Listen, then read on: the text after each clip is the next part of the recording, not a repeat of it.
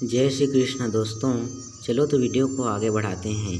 जो सुमरत सिद्धि होई गण नायक करि बर बदन, करऊँ अनुग्रह सोई बुद्धि राशि शुभ गुण सदन, मुख होई बाचाल पंगु चढ़ई गिरि बर गहन, जासो कृपा सो दयाल द्रहु सकल कली मल दहन। जिस परमात्मा महापुरुष के द्वारा हम अपने लक्ष्य की प्राप्ति कर सकते हैं, उन्हीं महापुरुष का स्मरण करते ही सकल सिद्धि की प्राप्ति स्वयं अपने आप हो जाती है, क्योंकि वे ही सभी देवों के देव हैं। उन्हीं के अंतर्गत संपूर्ण ब्रह्मांड समाया हुआ है। वही देहधारी परमात्मा से मैं प्रार्थना करता हूँ, वह ही प्रभु मेरे ऊपर कृपा करें, जो बुद्धि के राशि हैं और शुभ गुण के भंडार हैं, जिनकी कृपा शक्ति के द्वारा मुख भी बोलने लगता है। मुख उसे कहते हैं जो असत्य को ही सत्य मानने वाला है। वह उस सत्य तत्व के द्वारा सत्य को जानकर सत्य का उपासक हो जाता है, उसका प्रचारक हो जाता है। पंगु भी पहाड़ी की चोटी में चढ़ सकता है, अपने ताकत से नहीं, परमात्मा की कृपा से।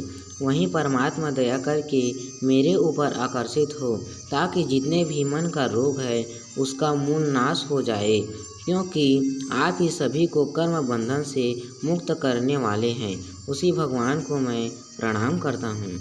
नील सरोरु श्याम तरुण अरुण बारिज नयन, करऊँ सो मम उर्धाम सदा क्षीर सागर शयन, कुंद इंदु समदेह उमा रमन करुणा अयन, जाहि दिन पर नेहा करऊँ कृपा मर्दन मयन, वंदऊ गुरुपद कंज कृपा सिंधु नर रूप हरि, महामोहतम पुंज जासो बचन रवि कर निकर।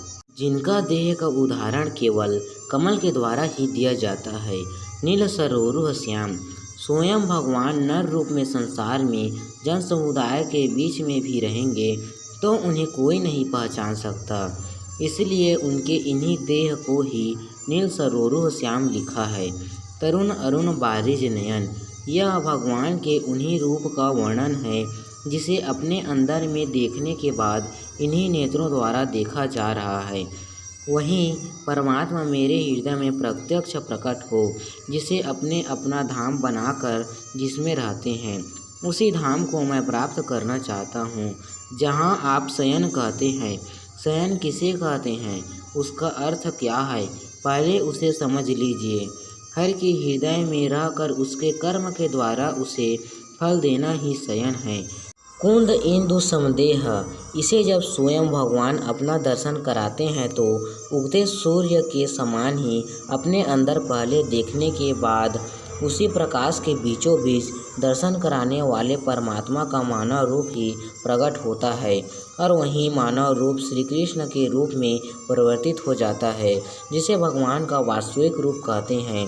और अपने अंदर देखने के बाद ही वे विधि बताएंगे, तो उसके बाद ही इन्हीं नेत्रों द्वारा उनके ईश्वरीय रूप को देखा जा सकता है, जिस रूप को न तो देवता लोग जानते हैं, न महर्षि जन ही जान सकते हैं, और न वेद भी उनको जान सकता है, क्योंकि उनके पास पहुँचने तक स्वयं वेद भी समाप्त हो जाता है।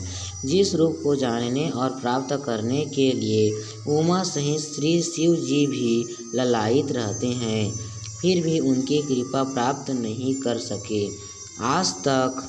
जाहि दिन पर नेहा, जो केवल दिन के ऊपर दया करने वाले हैं, वहीं दीनानाथ मेरे ऊपर भी कृपा करें। मैं भी दिन हूँ, पतित हूँ, मेरे ऊपर ऐसे कृपा कीजिए जिसे मैं न रहूँ, तू ही तू हो जाऊँ। जित देखूँ तुत श्याम माई है, श्यामा कुंज बन जमुना श्यामा, श्याम गगन घन घटा घाई है, जित देखूँ तित श्याम माई है।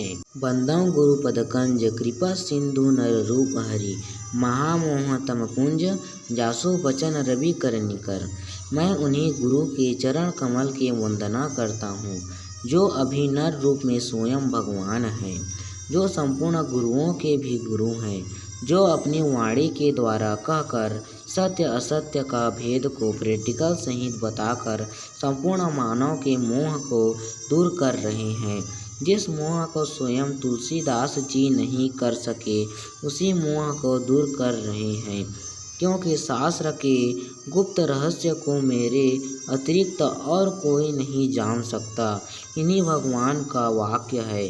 तुलसीदास रामचरितमानस में लिखा है, जड़ चेतन गुण दो समया, विश्व किन्हीं करतार। संत हंस गुण गहि पया, परिहरि वारी विकार।